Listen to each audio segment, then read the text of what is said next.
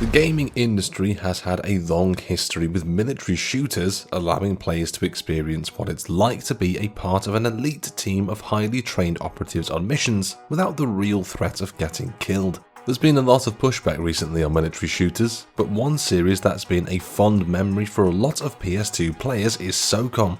For a while, the SOCOM series was PlayStation's premier tactical third-person shooter, but after a decade of dominance, the series was shut down and has been lying dormant for the past 10 years. Today we're pondering the question, will we ever see the SOCOM series make a return in some form?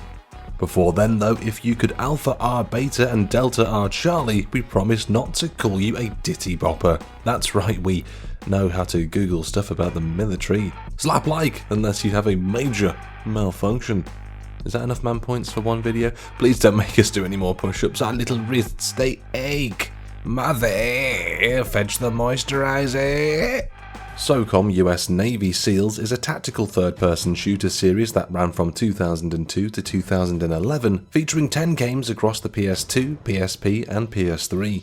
The SOCOM name comes from the United States Special Operations Command, an overarching branch of the American military that supervises the special operations of the Army, Marines, Navy and Air Force.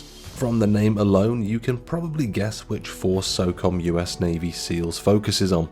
Beginning life on the PS2 in 2002 and developed by Zipper Interactive, SOCOM follows a 4-man SEAL team as they complete missions across the globe.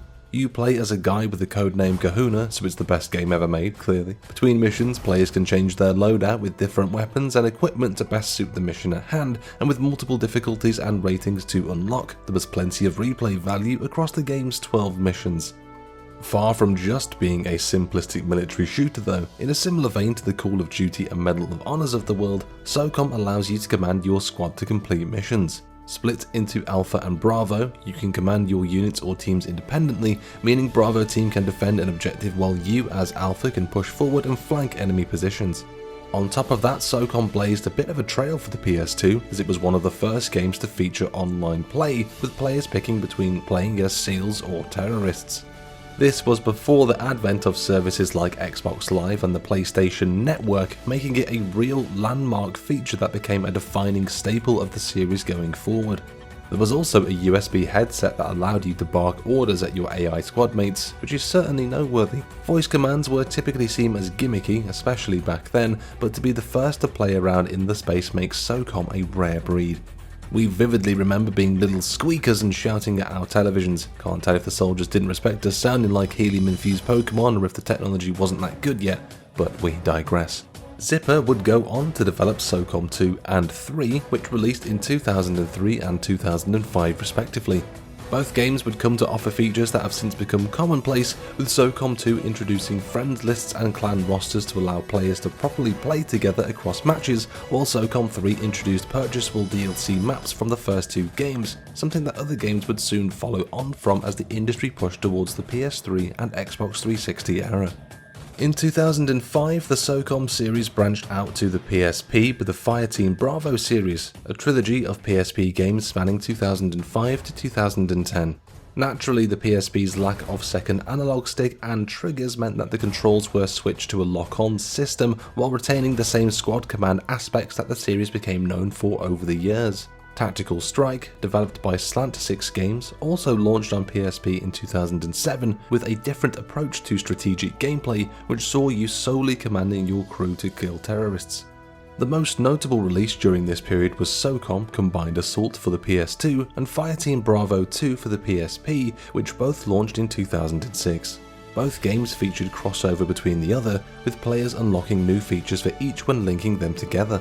Combined Assault also introduced the ability to play the campaign online with your friends instead of the AI, which is nice. The series finally moved to the PS3 in 2008 with Confrontation, an online-focused SOCOM game developed by Slant 6 Games that would be considered a bit of a failure for both the developer and the series as a whole. The game received a 63 on Metacritic, and a host of problems plagued the game at launch, including invisible gun glitches, lag, and promised features that weren't delivered upon when the game dropped, despite the developers pushing the release date back by a month to polish the overall experience. The last entry in the series was SOCOM 4, which launched on the PS3 in April 2011. A more traditional entry in the series, unlike Confrontation, SOCOM 4 featured full campaign co-op and multiplayer mode in line with the tactical action that the series has built its name on. Unfortunately, the return to the established formula didn't prove to be a successful one, as SOCOM 4 didn't fare much better with the critics than Confrontation did. VG Charts lists the game's overall sales as around 900,000 units. Online, however, there was enough of an audience to warrant Zipper Interactive to develop some DLC for the game. In October, the Demolition map pack added a brand new mode and maps, while the Evac co-op pack in November offered a brand new co-op mode along with some new maps and skins. Those would prove to be the last pieces of the SOCOM content launch though, as the company would be shut down by Sony in March 2012. In a statement about the announcement, Sony chalked the decision up to resource realignment. The closure is a result of a normal cycle of resource realignment within SCEWWS. Zipper has completed all work associated with its most recent project, Unit 13 for PlayStation Vita. Zipper titles MAG, SOCOM 4 and Unit 13 will continue to be supported, including new daily challenges in Unit 13. Remember Unit 13, anyone, for the Vita? No? Right, okay, guess we can strike that one off potential past and future lists. Sony would support the service for the PS2 and PSP games only briefly, with the multiplayer for all 8 of those games shutting down on August 31st, 2012. Confrontation and SOCOM 4 would enjoy a bit more time in the sun before being Thanos snapped out of existence, with Sony ending support for those games and fellow Zipper title MAG on January 28, 2014. Now, the SOCOM series is nothing but a memory, though some would like that to be changed. We'll get to that. As for Slant 6 Games, who helped develop some of the other games in the SOCOM series, they'd take the squad-based tactical co-op gameplay they'd learned from working on the series and use it to create Resident Evil Operation Raccoon City in 2012, a nearly legendarily bad game that was received even worse by critics than SOCOM Confrontation. Ultimately, Slant 6 would also shut its doors in 2013. So, a new SOCOM in an era where we can play and communicate with our friends easier than ever before seems like a very easy sell, right? Well, it depends on whether there's a demand for it. The US military would probably love to see another shooter come to market, but there's been some pushback in the military shooter genre recently. The controversial 6 Days in Fallujah seems to be the catalyst for this, which is really a video all of its own. At the very least, SOCOM had the good sense to focus on fictional countries and fictional conflicts like Call of Duty does for the most part.